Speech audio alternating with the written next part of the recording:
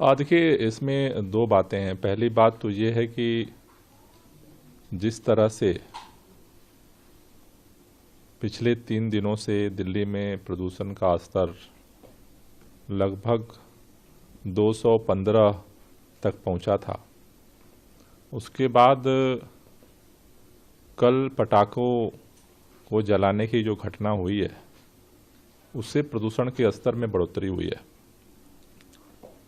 जबकि ये बात सामने आई है कि दिल्ली के अंदर बहुत सारे लोगों ने पटाखे नहीं जलाए, लेकिन कुछ जगहों पर टारगेटेड तरीके से पटाखे फोड़े गए और बड़ी मात्रा में फोड़े गए। एनसीआर के अंदर भी पटाखे फोड़े गए। दिल्ली के लोगों के मन में तो ये बात थी कि हमें जो हवा अच्छी हुई है उसे खराब नहीं करना है, लेकिन जिस तरह से भारतीय जनता पार्टी एक जिम्मेदार पार्टी होने के बावजूद उनके जिस तरह से नेता लोगों को उकसा रहे थे, और उसका परिणाम आज दिल्ली को झेलना पड़ रहा है। मुझे लगता है कि अगर ये पटाखे नहीं अगर जलते तो मेरे ख्याल से आज भी दिवाली के बाद भी, जैसे हमने सबने धूमधाम से दिवाली मनाई, आज दिवाली की सुबह दिल्ली की हवा भी साफ सुथरी और होती।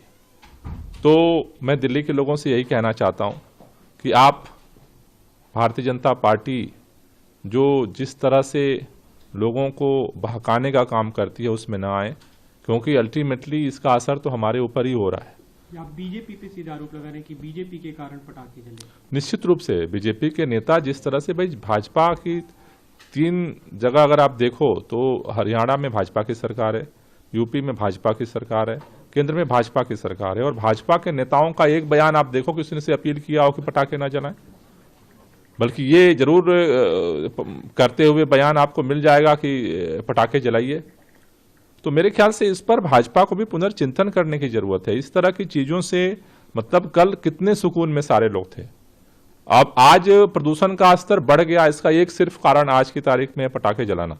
अगर भारतीय जनता पार्टी भी सहयोग करती, सुप्रीम कोर्ट के आदेश के बावजूद भी अगर भारतीय जनता पार्टी अपनी जिम्मेदारी को नहीं निभाना चाहती है, दुर्भाग्यपूर्ण है।